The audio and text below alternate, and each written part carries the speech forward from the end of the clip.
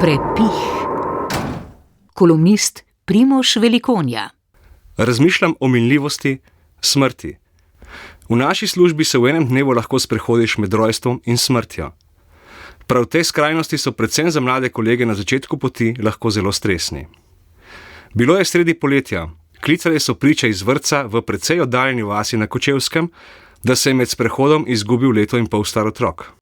Iskalna akcija naj bi se začela že pred dobre pol ure. Aktivirana je bila tudi helikopterska služba nujne medicinske pomoči. Ob prihodu na kraj dogodka nas je pričakala množica intervencijskih služb in naključnih mimoidočih, ki so bili pripravljeni pomagati pri iskanju. Vsi so panično tekali naokoli v želji, da bi otroka čim prej našli. Na kraju dogodka je bila tudi mama. Lahko si predstavljate njeno stisko, bolečino in nemoč. Zaslišali so se glasni kriki. Našli smo ga.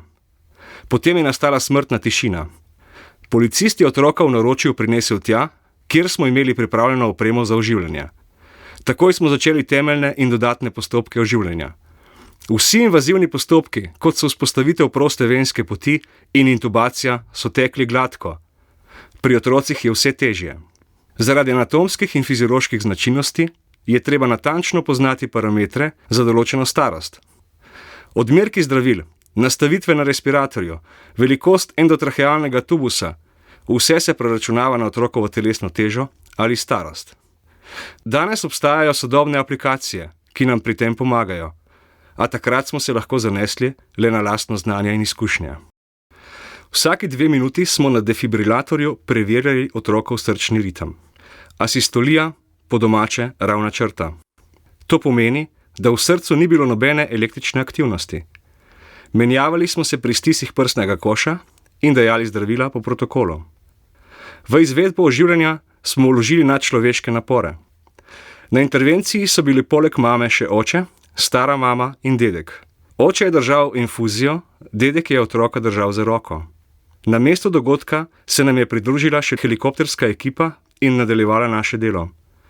Po 2 urah izjemnih naporov, pozitivnih misli in upanja smo oživljanje končali. Ni bilo uspešno. Še vedno ga imam pred očmi, nikoli ne bom pozabil takratnega občutka nemoči in izgube. Z ekipo smo se po intervenciji pogovorili o tehnični plati in subjektivnem doživljanju. Zadnjih nekaj let imamo v ekipi tako imenovano zaupnico, ki je usposobljena za izvedbo razbremenilnega pogovora po zahtevni intervenciji. Čeprav smo profesionalci, nismo superheroji.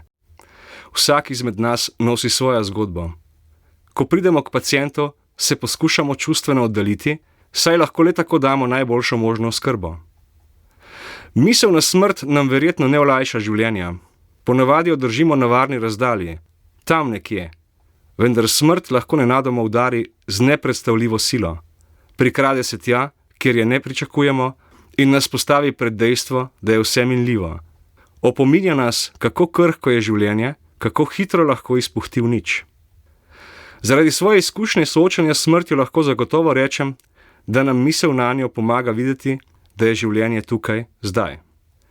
Čeprav se zdi neprijetno, je pomembno, da se o njej pogovarjamo, da jo sprejmemo kot del življenja. Velikokrat sem v stresu zaradi načrtov za prihodnost in si pogledam čez ramo, ali je še vedno tam. A ob takih trenutkih spoznam, da je edino, kar zares imamo, sedanji trenutek.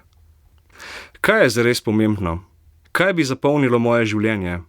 Zakaj bi se moral obremenjevati s stvarmi mesecev naprej, ko pa ne vem, ali se bom zjutraj zbudil? Morda je ključ v tem, da ne čakamo na prave trenutke, ampak jih ustvarjamo. Da ne izgubljamo časa za nepotrebne skrbi, ampak se osredotočimo na tisto, kar nas zares osrečuje. Kajti življenje je minljivo, a trenutki, ki jih živimo polno, ostanejo v večnosti spomina. Kolumna Prepih.